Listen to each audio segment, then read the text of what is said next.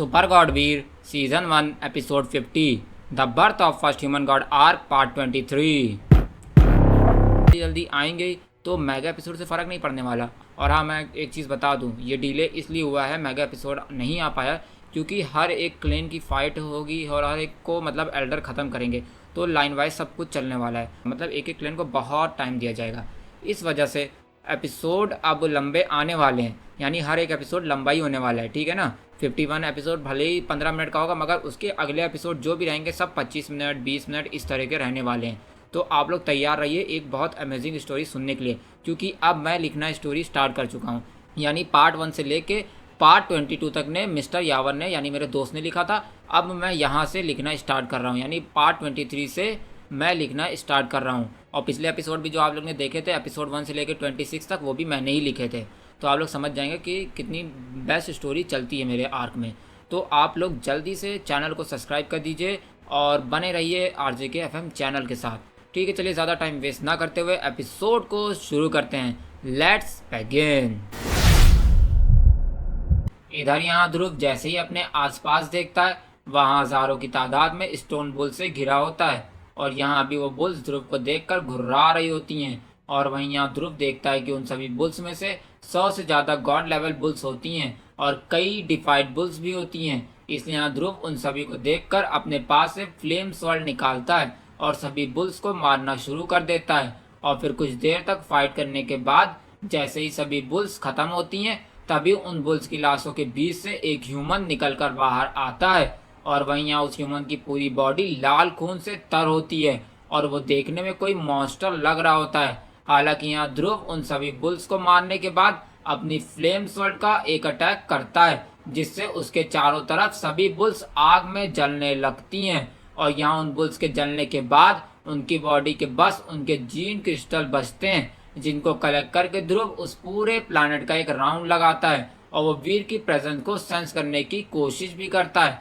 पर ये क्या, उस पूरे प्लानट का राउंड लगाने के बाद भी ध्रुव को वहाँ कुछ नहीं मिलता। इसलिए ध्रुव निराश होकर उस प्लानट से वापस ह्यूमन क्लेन आ जाता है। और वहीं यहाँ ध्रुव को अकेला आता देख होली एंजल ध्रुव से पूछती है, ध्रुव, वीर भी तो तुम्हारे साथ गया था ना, आखिर वीर अब कहाँ है? होली एंजल ध्रुव से पूछती है। और वहीं यहाँ ध्रुव होली एंजल की बात सुनकर अपना सर झुकाता है और होली एंजल को वहाँ हुई सभी बात बता देता है।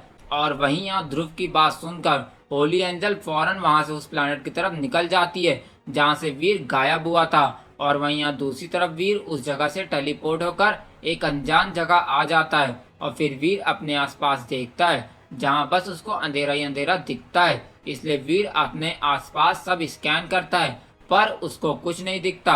हालांकि तभी वीर अपने मन में बोलता है, आखिर मैं ये कहाँ आ गया हूँ? यहाँ तो सब जगह अंधेरा ही अंधेरा है। यहाँ ये सोचकर वीर आगे बढ़ने लगता है पर उसको कुछ समझ नहीं आता, लेकिन फिर भी वीर आगे बढ़ता रहता है। और फिर यहाँ कुछ देर आगे बढ़ने के बाद वीर को एक ब्लू लाइट दिखती है। इसलिए यहाँ वीर आगे बढ़ते हुए उस लाइट के पास पहुंच जाता है तो वो देखता है वो लाइट एक ह्यूमन जैसी दिखने वाले शेप में होती है। हालांकि यहाँ वीर जैसे उस लाइट को टच करता है तभी वो लाइट ध्रुव की तरफ देखने लगती है। हालांकि यहाँ वीर देखता है कि वो लाइट एक ह्यूमन होता है जो कि ब्लू लाइट से शाइन हो रहा होता है। और वहीं यहाँ जैसे वो ह्यूमन वीर को देखता है वो मुस्कुराने लगता है और बोलता है, मैंने कई हजार सालों से तुम्हारा इंतजार करा मेरे बच्चे, ब्लू ह्यूमन कहता है। और वहीं उसकी ये बात सुनकर वीर कहता है, एल्डर आप हैं कौन? वीर कहता है। और वहीं ये बात सुनकर वो ब्लू ह्यूमन बोलता है, तुम मुझको नहीं जानते होगे क्योंकि मुझको मरे हुए कई हजार साल हो गए और हाँ, मैं क्रिस्टलाइजर का गॉड था, ब्लू ह्यूमन बोलता है। और वहीं उस ह्यूमन की ये बात सुनकर वीर बोलता है, क्रिस्टलाइजर? पर क्रिस्टलाइजर को खत्म हुए तो 1000 साल हो रहे हैं। यहाँ वीर की ये बात सुनकर वो क्रिस्टलाइजर ह्यूमन बोलता है, क्या क्रिस्टलाइजर का अंत हो गया है? पर ये कैसे हुआ? ब्लू ह्यूमन पूछता है, जिस पर वीर कहता है, एल्डर ये कैसे हुआ ये तो मुझको भी नहीं पता, पर हाँ मैं इतना जानता हूँ कि क्रिस्टलाइजर के गॉड के मरने के बाद ही क्रिस्टलाइजर की पावर बहुत कम हो गई थी और फिर वो धीरे धीरे खत्म हो गए थे, वीर कहता है। और वहीं यहाँ ये बात सुनकर वो क्रिस्टलाइजर गॉड बोलता है, अच्छा तभी इतने सालों से कोई यहाँ नहीं आ पाया, लेकिन एक मिनट, तुम यहाँ कैसे आए? इसका मतलब तुम्हारे अंदर क्रिस्टलाइजर ब्लड है, ब्लू ह्यूमन कहता है। और वहीं ये बात सुनकर वीर कहता है, एल्डर मैं ह्यूमन क्लेन से हूँ, इसलिए मेरे अंदर क्रिस्टलाइजर ब्लड कैसे हो सकता है? वीर कहता है। और वहीं ये बात सुनकर वो गॉड स्माइल करता है और तभी वीर के बॉडी से ब्लैक ऑरा निकलने लगता है, जिसको देख के वीर बोलता है, ये तो मेरी स्टोरी ऑफ जीन टेक्निक है जो कि मुझको क्रिस्टलाइजर के वारशिप से मिली थी, वीर बोलता है। और वहीं ये बात सुनकर वो गॉड हंसने लगता है और बोलता है, तुमने मेरी सीक्रेट टेक्निक सीखा है, इसका मतलब तुम मेरे सक्सेसर हो, ब्लू ह्यूमन कहता है। और वहीं ये बात सुनकर वीर कहता है, मुझको नहीं बनना किसी का सक्सेसर, मुझको यहाँ से बाहर जाना है क्योंकि बाहर मेरी ज़रूरत है सबको, वीर कहता है। और वहीं ये बात सुनकर वो गॉड बोलता है, अब ये तो तुम्हारे ऊपर है, अगर तुम मेरे सक्सेसर बनने में कामयाब हुए तो तुम यहाँ से बाहर जा पाओगे, और अगर तुम नाकामयाब हुए तो ये तुम्हारी सज़ा होगी मेरी सीक्रेट टेक्निक को चुराने की। यहाँ ये बोलकर वो ब्लू ह्यूमन वहाँ से गायब हो जाता है और वहाँ पर उस लाइट की जगह एक स्क्रोल आ जाता है। और वहीं यहाँ वीर उस स्क्रोल को देखता है और उसको उठाकर पढ़ने लगता है। और फिर यहाँ वीर वो स्क्रोल पढ़कर बोलता है, ये तो स्टोरी ऑफ जीन का अपग्रेडेड वर्जन है, वीर बोलता है। और फिर ये कहने के बाद जैसे ही वीर उस स्क्रोल के हिसाब से प्रैक्टिस करने लगता है, तभी वीर को सेंस होता है कि उसके चारों तरफ स्टोरी ऑफ जीन की पावर फ्लक्चुएट हो रही होती है, जो कि उसकी बॉडी में जा रही होती है। इसलिए यह देखकर वीर उस स्क्रोल के हेल्प से अपनी स्टोरी ऑफ जीन आर्ट की पावर बढ़ाने लगता है। और वहीं यहाँ से दूर ह्यूमन पैलेस में ध्रुव अपने सभी बेस्ट सोल्जर्स को बुलाता है और सबको शैडोमाइन गैलेक्सी के हर एक प्लैनेट की छानबीन करने को कहता है और सबको ऑर्डर दे देता है ह्यूमन गॉड आरके को ढूंढने का। और वहीं इधर ये खबर किसी जंगल में लगी आग की तरह फैल जाती है कि ह्यूमंस का अब तक वीर राजा के बाद का सबसे powerful god human god RK अचानक से शैडोमाइन गैलेक्सी के ब्लैक प्लैनेट से गायब हो गया है और अब उसका कहीं भी कोई भी अता पता नहीं है। इसलिए यह खबर सुन के हर एक क्लैन में बस ह्यूमन गॉड आरके यानी वीर की ही बात हो रही होती है।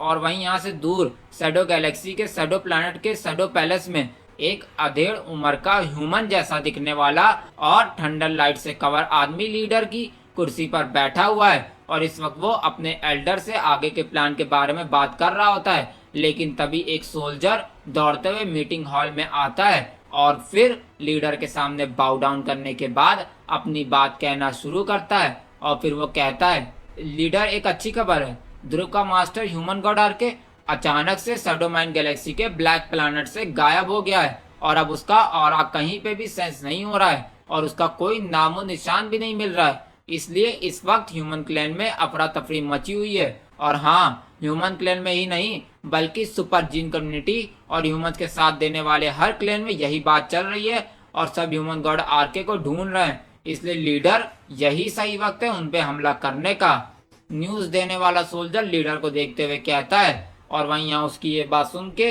पूरे हॉल में फुसफुसाहट शुरू हो जाती है और सब आपस में ही बात करने लगते हैं। और फिर उनमें से एल्डर असुरा लीडर को देखते हुए कहता है, लीडर सोल्जर का कहना सही है, यही सही वक्त है दुश्मनों पे हमला करने का, असुरा कहता है। और वहीं उसकी बात सुन के मीटिंग हॉल में सन्नाटा मच जाता है और सब लीडर के बोलने का इंतजार करने लगते हैं। और फिर फाइनली लीडर अपना मुंह खोलता है और फिर वो बोलता है, ठीक है, अगर तुम लोगों को लगता है कि यही सही वक्त है तो फिर जाओ और एक एक करके हर उस क्लैन को खत्म कर दो जो ह्यूमंस का साथ दे रहे हैं, लीडर कहता है। और फिर उसकी बात को सुन के सारे एल्डर्स और सोल्जर्स मुस्कुराने लगते हैं और फिर जल्दी से हमला करने की तैयारी शुरू कर देते हैं। और इधर में यहाँ से बहुत दूर सुपर जिन कम्युनिटी के मीटिंग हॉल में इस वक्त ध्रुव लीडर की चेयर पर बैठा हुआ है और उसके साथ उसके सब्स्टिट्यूट लीडर भी बैठे हुए हैं। और इस वक्त वो आगे के प्लान के बारे में डिस्कस कर रहे होते हैं कि आखिर अब उन्हें क्या करना चाहिए, क्योंकि अब उनका तो सबसे पावरफुल वॉरियर ही गायब हो गया है। इसलिए सब इस वक्त ध्रुव पे और होली एंजल पे ही निर्भर हैं, क्योंकि अब पूरे जीन यूनिवर्स में यही दोनों ऐसे हैं जो वार का रुख बदल सकते हैं। इसलिए इस वक्त सब ध्रुव और लेडी एंजल पे ही अपना दाव खेल रहे हैं। इसलिए अब धीरे धीरे करके जो भी क्लेन ह्यूमन का साथ दे रहे हैं वो एलॉन गैलेक्सी की ओर निकल गए हैं और अब बस थोड़ी देर में ही ध्रुव और सुपर जीन कम्युनिटी के लोग भी एलॉन गैलेक्सी के लिए निकल जाएंगे। हालांकि तभी ध्रुव सबको देखते हुए कहता है, दोस्तों आप सब जाओ और अपने फैमिली मेंबर्स को लेके एलॉन गैलेक्सी के लिए रवाना हो जाओ, क्योंकि इस वक्त कहा नहीं जा सकता कि किसकी जान खतरे में। इसलिए आप सब एलॉन गैलेक्सी पहुंचिए, क्योंकि मैंने वहां पे फैमिलीज के लिए सीक्रेट चैम्बर्स बनवा दिए हैं जो कि हर एक क्लैन के फैमिली मेंबर्स को प्रोटेक्ट करेंगे। ध्रुव कहता है, और उसकी इस बात को सुन के सब लोग मीटिंग हॉल से एक एक करके निकल जाते हैं और अब बस होली एंजल और ध्रुव ही रह गए होते हैं मीटिंग हॉल में। हालांकि तो ध्रुव सबके जाने के बाद होली एंजल से कहता है, लेडी एंजल पता नहीं मास्टर कहाँ चले गए, अब उनके बिना हम क्या करेंगे, क्योंकि एक वही थे जो शैडो कम्युनिटी के लीडर से फाइट कर सकते थे, लेकिन अब वो भी नहीं है। ध्रुव कहता है, जिस पर होली एंजल कहती है, ध्रुव तुम चिंता ना करो, मास्टर जल्दी आ जाएंगे और मुझे पूरा भरोसा है वो जहाँ पे भी होंगे ठीक होंगे और वो हम तक पहुँचने का ही ट्राई कर रहे होंगे, क्योंकि उन्हें पता है कि हम कितनी बड़ी मुसीबत में हैं। लेडी एंजल कहती है, हालांकि तभी उसे ऐसा लगता है जैसे कि कोई उन दोनों की बातें सुन रहा हो, इसलिए होली एंजल दरवाजे के पास जाती है, लेकिन जब तक वो पहुंचती उनकी बातें जो सुन रहा था वो गायब हो गया था, जिससे ये पता चलता है यहाँ पे जो भी था वो एक बहुत बढ़िया असैसिन था। तभी तो वो बिना आवाज करे आया और बात सुन के चला गया। हालांकि तब ध्रुव होली एंजल की बात सुन के पूरे प्लैनेट को स्कैन करता है, तो उसे पता चलता है कि जो वैरियर उनकी बात सुन रहा था वो प्लैनेट से बाहर निकल चुका है। हालांकि फिर भी ध्रुव उसके पीछे कई वैरियर्स को भेज देता है, जिसके बाद होली एंजल और ध्रुव आपस में कुछ बातें डिस्कस करते हैं और फिर वो भी ह्यूमन क्लेन की ओर निकल जाते हैं ताकि वो लोग भी फैमिली मेंबर्स को लेकर एलोन गैलेक्सी जाएं। हालांकि इधर वक्त तेजी से बीत जाता है और फिर 2 दिनों के बाद शैडो पैलेस के मीटिंग हॉल में लीडर बैठा हुआ था और मीटिंग कर रहा था कि तभी गेट खुलता है और एक अधेड़ उम्र का गिरगिट की शक्ल का एक एलियन खून में लथपथ लंगड़ाते हुए लीडर के पास पहुंचता है और फिर वो लीडर को देखते हुए कहता है, लीडर मेरे पास आपके लिए एक अच्छी न्यूज़ है। मुझे पता चला कि आपसे ह्यूमन गॉड आके फाइट कर सकता था, यानी वो आपके इतना ही ताकतवर था। इसका मतलब उस दिन जो ऑरा पूरे यूनिवर्स में फैला था वो किसी और का नहीं बल्कि ह्यूमन गॉड आरके का था। लेकिन लीडर अब वो आरके गायब हो गया है और ध्रुव और उसकी साथी लेडी एंजल को भी नहीं पता कि वो कहाँ है। और हाँ, एक और बात, सारे के सारे क्लेन एलोन गैलेक्सी की ओर निकल गए हैं और अब वही उनका मेन ठिकाना है और वहीं पे वो लोग आपसे फाइट करने के लिए इकट्ठा हो रहे हैं। गिरगिट जैसा दिखने वाला एलियन कहता है और उसकी बात को सुन के मीटिंग हॉल में फुसफुसाहट शुरू हो जाती है, लेकिन तभी लीडर जोर जोर से हंसने लगता है और फिर हंसने के बाद कहता है, सोल्जर तुमने बहुत अच्छा काम किया, इसलिए अब जाओ और जाके अपने आप को हील करो और हील होने के बाद वार में शामिल हो जाना। लीडर कहता है और फिर इसके बाद वो बाकी लोगों की तरफ देख के कहता है, एल्डर्स अब बिना देर किए तुम लोग भी जाओ और तैयारी करो। और बाकी अब तक यक्ष और असुरा ने अपना आधा काम तो कर ही दिया होगा, इसलिए अब तुम जाओ और जाके एलोन गैलेक्सी पे हमला कर दो और जब तक मैं नहीं आता तुम उस ध्रुव राजा को उलझा के रखो।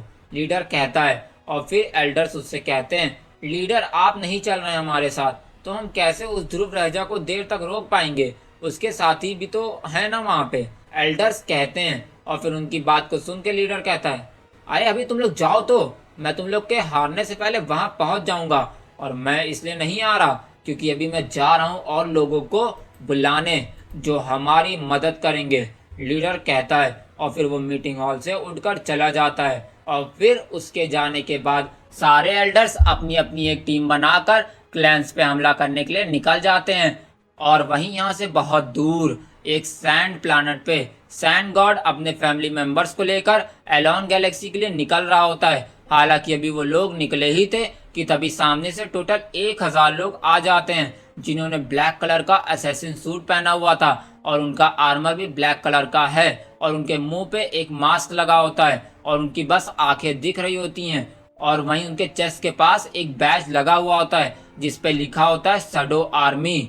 हालांकि उसके लीडर के बैच में लिखा होता है फर्स्ट एल्डर, इसलिए इधर ये चीज देखकर सैंड गॉड तुरंत एक्शन में आ जाता है जो कि एक 3rd लेवल का गॉड है और वो अभी हाल ही में ही 3rd लेवल का गॉड बना है। हालांकि इधर सैंड गॉड अपने बच्चों को और वाइफ को और बाकी फैमिली मेंबर्स को अपने सोल्जर से कवर कर देता है और 1000 सोल्जर्स लेकर शैडो आर्मी की तरफ बढ़ जाता है और फिर शुरू हो जाती है एक भयंकर खूनी लड़ाई जिसमें कई हाफ डिफाइड्स और कई डिफाइड मारे जाते हैं और फिर अंत में 10 हाफ गॉड और उनका लीडर सैंड गॉड बचता है और इधर वहीं शैडो आर्मी में कम से कम 20 हाफ गॉड और उनका लीडर यक्ष बचता है।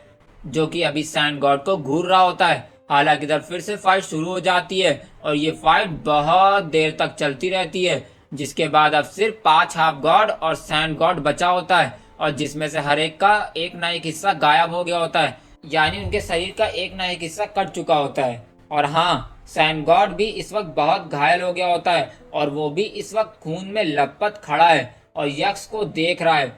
हालांकि इधर वहीं शैडो आर्मी के भी बस 10 हाफ गॉड बचे हैं और यक्स बचा है, जिसमें से कोई भी सीरियसली इंजर्ड नहीं है। इसलिए इधर यक्स एक बार सैंड गॉड को देखने के बाद हंसता है और फिर कहता है, हाँ सैंड गॉड, तुम्हें क्या लगा था तुम हमसे जीत जाओगे और तुम ह्यूमंस का साथ दे के बच जाओगे? तो ऐसा बिल्कुल नहीं है, हम किसी को नहीं छोड़ने वाले और अब बस वही बचेंगे जो शैडो कम्युनिटी की तरफ हैं, यक्स बोलता है। और फिर एक झटके में सैंड गॉड की बची हुई आर्मी के पास जाता है, यानी उनके पास जो सैंड गॉड के बच्चे और वाइफ को प्रोटेक्ट कर रहे हैं उनके पास जाता है और एक एक करके सबको खत्म कर देता है। और अब बस सैंड गॉड की फैमिली बची हुई है और इधर वहीं सैंड गॉड के साथी हाफ गॉड बचे थे, वो भी अब मर चुके होते हैं क्योंकि वो यक्स की तरफ बढ़ रहे थे, इसलिए उनको शैडो आर्मी ने मार दिया है। और रही बात सैंड गॉड की, तो वो अभी भी शैडो आर्मी से लड़ रहा है। और वहीं इधर यक्स सैंड गॉड के दोनों बच्चे और वाइफ को पकड़ लेता है और उनको सैंड गॉड के पास फेंक देता है और फिर एक झटके में सैंड गॉड के पास पहुंचता है और उसको गले से पकड़कर उठा लेता है और फिर एक एक करके सैंड गॉड के दोनों हाथों को काट देता है, जिससे सैंड गॉड दर्द में तड़पने लगता है। हालांकि यक्स सैंड गॉड के हाथ काटने के बाद उसको जमीन पे फेंक देता है और फिर सैंड गॉड की वाइफ को उठाता है और फिर सैंड गॉड के सामने और उसके बच्चों के सामने सैंड गॉड की वाइफ का एक पैर काट देता है, जिससे उसकी वाइफ दर्द में चिल्लाने लगती है। हालांकि यक्स यहाँ पे भी नहीं रुकता और फिर वो उसका दूसरा पैर भी काट देता है, जिससे उसकी वाइफ और तेज तेज से चिल्लाने लगती है। और वहीं इधर सैंड गॉड अपनी वाइफ को इतने दर्द में देख के रोने लगता है, लेकिन वो यक्स से कहता है, शैडो एल्डर, तुम और तुम्हारी कम्युनिटी कभी भी राज नहीं कर पाएगी जीन यूनिवर्स में, क्योंकि जब जब बुराई आती है तो एक ऐसा मसीहा जरूर आता है जो बुराई को खत्म करता है, इसलिए तुम ये मत सोचना। सैंड गॉड बोल ही रहा था कि तभी यक्स उसके पास आके उसके मुंह पे लात मार देता है, जिससे सैंड गॉड की बात अधूरी रह जाती है। हालांकि इधर यक्स सैंड गॉड को लात मारने के बाद सैंड गॉड के बच्चों की तरफ देखता है जो कि रो रहे थे और साथ में उसको गुस्से से घूर रहे थे। हालांकि यक्स इस चीज को इग्नोर करके सैंड गॉड की वाइफ को गले से पकड़कर उठा लेता है और फिर इसके दोनों हाथ एक एक करके काट देता है, जिससे सैंड गॉड की वाइफ बहुत तेज तेज चिल्लाने लगती है। लेकिन कमीना यक्स यहाँ पे भी नहीं रुकता है, वो तुरंत सैंड गॉड की वाइफ को उसके बच्चों के पास फेंक देता है। और वहीं इधर सैंड गॉड की वाइफ अपने बच्चों को देखकर कहती है, बच्चों रो मत, हमारा अंत यही तरह लिखा था, लेकिन इस कमीने का अंत इससे भी बदतर होगा और ये बहुत बुरी मौत।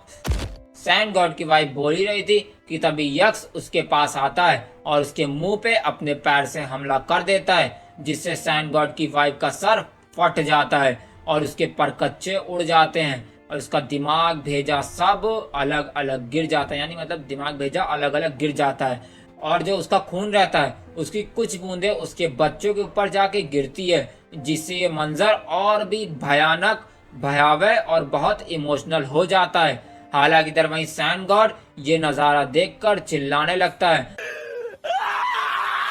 और वो पागलों की तरह चिल्लाने लगता है बहुत तेज तेज, और फिर वो इस पागलपन में उठता है और यक्स की तरफ बढ़ने लगता है उसको अपने सर से मारने के लिए। लेकिन तभी एक सोल्जर बीच रास्ते में आ जाता है और अपनी तलवार से सैंड गॉड के दोनों पैर काट देता है, जिससे सैंड गॉड गिर जाता है और घिसटते हुए अपनी वाइफ के शरीर के पास आकर गिरता है। और अब तो उसके पास पैर भी नहीं है, इसलिए वो सिर्फ अपनी मौत का ही इंतजार कर सकता है। हालांकि उसे अपने बच्चों की भी फिक्र रहती है, क्योंकि वो जानता है अब यही दर्द उसके बच्चों को भी दिया जाएगा।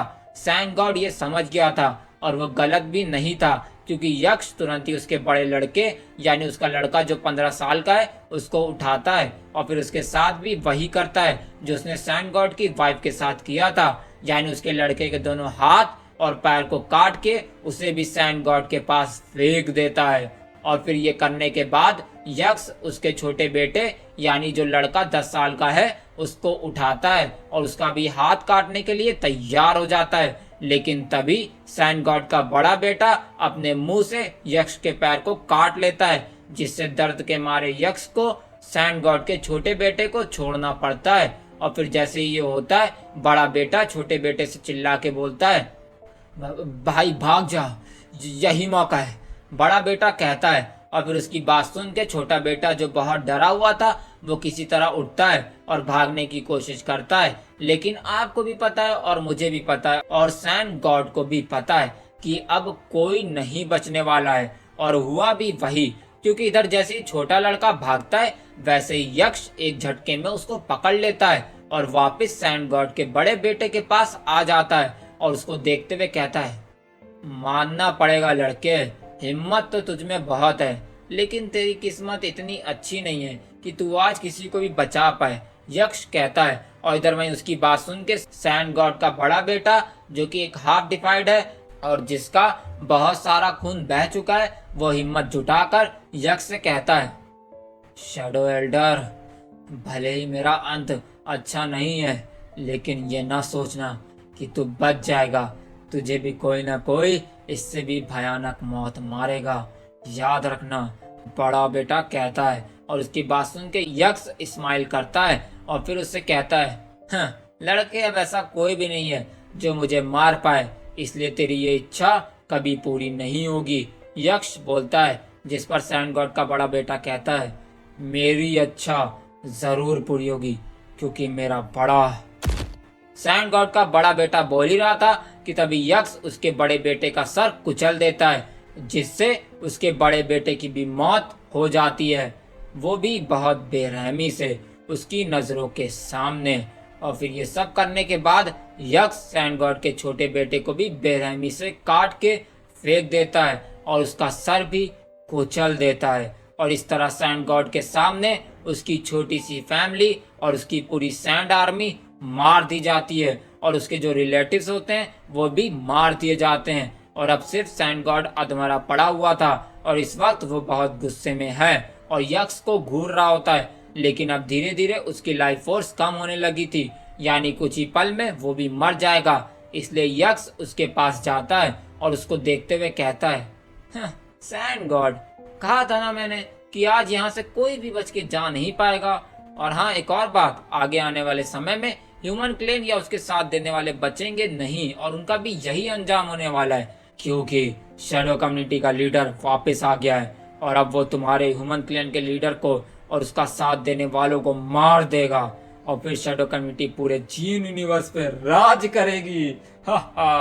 यक्ष बोलता है और फिर पास पड़ी एक तलवार को उठाता है और फिर उसको सैंड गॉड के सीने में भोंक देता है और फिर पूरे सैंड प्लैनेट को कुछ ही घंटे में तबाह कर देता है, जिसकी वजह से जो भी सिविलियन सैंड प्लैनेट छोड़ के नहीं जा पाए थे वो मारे जाते हैं। हालांकि आधे से ज्यादा सिविलियन जा चुके थे, मगर जो बचे रह गए थे वो मार दिए जाते हैं। और वहीं सैंड गॉड धीरे धीरे अपनी आखिरी सांसें ले रहा था और क्योंकि वो गॉड था इसलिए वो अभी तक जिंदा था, वरना इतना घायल होने के बाद इसकी जगह कोई और होता तो वो मर जाता।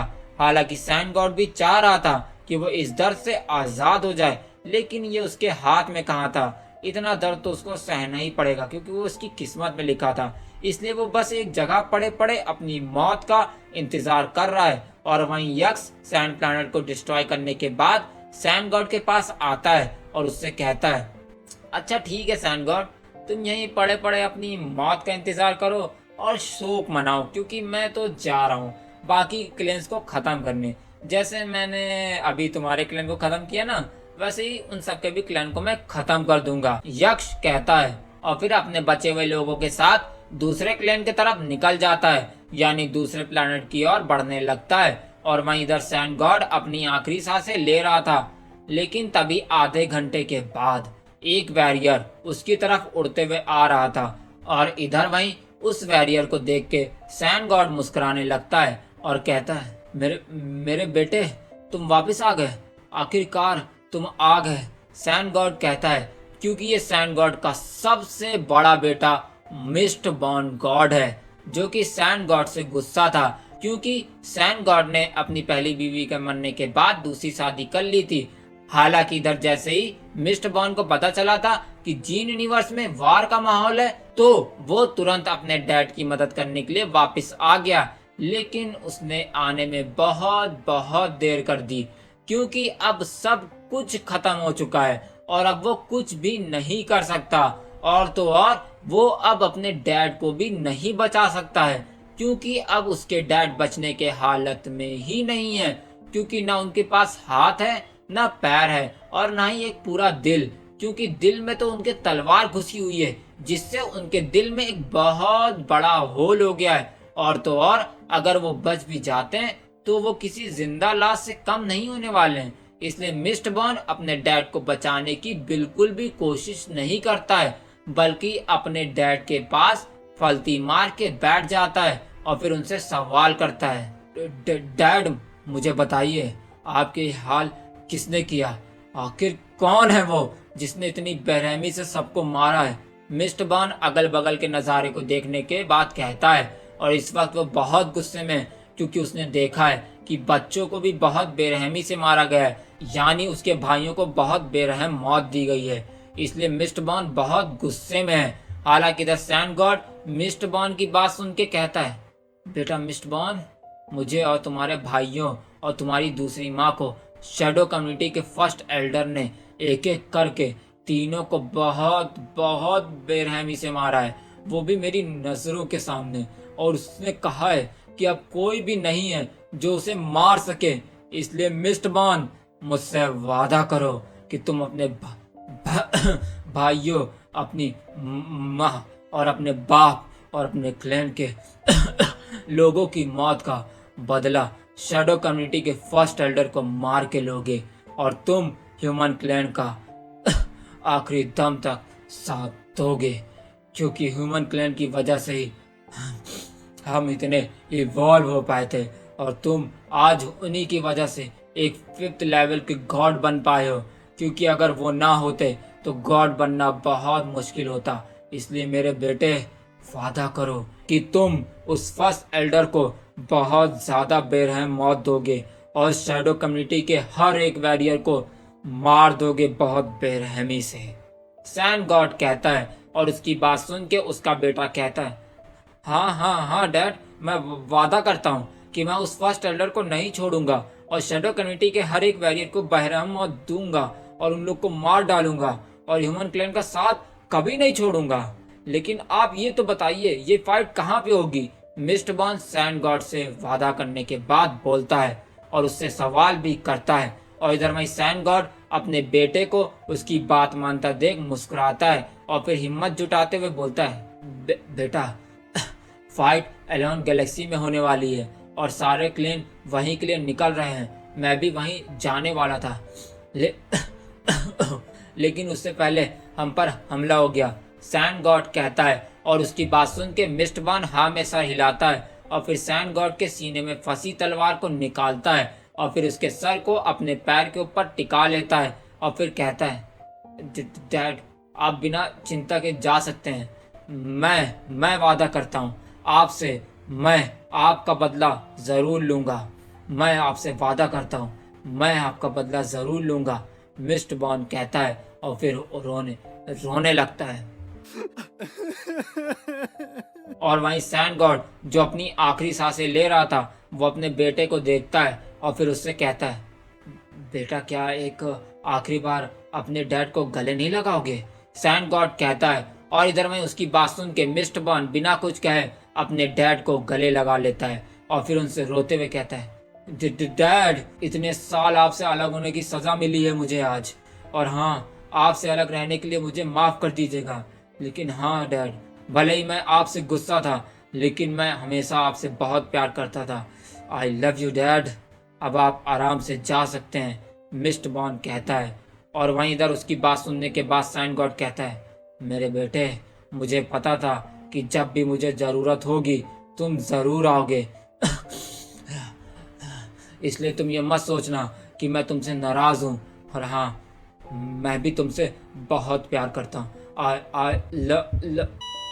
सैंड गॉड ये बोलते बोलते हमेशा के लिए शांत हो जाता है। यानी अब सैंड गॉड फाइनली इतने दर्द को सहने के बाद मर चुका है। और हाँ, इस वक्त उसके चेहरे पे एक सेटिस्फाइंग मुस्कुराहट है, क्योंकि वो जानता है उसका ये बड़ा बेटा उसकी मौत का और उसकी परिवार की मौत का बदला जरूर लेगा। इसलिए सैंड गॉड मुस्कुरा रहा है। और वहीं इधर मिस्टबॉर्न अपने डैड को शांत होता देख समझ जाता है कि उसके डैड अब आज़ाद हो गए हैं अपने दर्द से। इसलिए वो उनको एक जगह लिटा देता है और फिर गड्ढा करने के बाद उनको दफना देता है, और साथ में अपनी फैमिली को भी और अपने क्लैन मेंबर्स को भी। और फिर ये सब करने के बाद मिस्टबॉर्न उठता है और चिल्लाते हुए कहता है, शैडो कम्युनिटी और फर्स्ट एल्डर, मैं आ रहा हूँ तुमसे मेरे डैड का और मेरी फैमिली की मौत का बदला लेने। तैयार हो जाओ, मिस्टबॉर्न आ रहा है। मिस्टबॉर्न कहता है और फिर अपने आंसू पोंछने के बाद एलॉन गैलेक्सी की ओर निकल जाता है। और इधर वहीं यहाँ से बहुत दूर एक अलग डायमेंशन में वीर रहजा स्टोरी ऑफ जीनार्ड को प्रैक्टिस कर रहा होता है, और वो बिना रुके और बिना आराम करे प्रैक्टिस कर रहा है, क्योंकि वो जानता है कि बाहर का माहौल कितना खराब है। हालांकि तभी वीर अपनी ट्रेनिंग करते हुए खुद से ही कहता है, ध्रुव और होली एंजल, जब तक मैं नहीं आ रहा हूँ तुम लोग खुद को और जीन यूनिवर्स को बचा कर रखना, क्योंकि मैं बहुत जल्द आ रहा हूँ। तो दोस्तों, आपको क्या लगता है, वीर रहजा सही समय पर पहुंच के जीन यूनिवर्स को शैडो कम्युनिटी से बचा पाएगा या नहीं? और आखिर क्या मिस्टबॉर्न यक्ष से अपनी फैमिली का मौत का बदला ले पाएगा या नहीं? तो दोस्तों, ये जानने के लिए सुनते रहिए the one and only RJ cap के साथ सुपर गॉड वीर स्टोरी की New York the birth of first human God arc इन हिंदी, सिर्फ और सिर्फ RJKFM YT चैनल पर। गया। When I'm feeling down, I fight. Even when I don't know what is right, I'ma pick a side and I'ma take pride. I will decide my fate and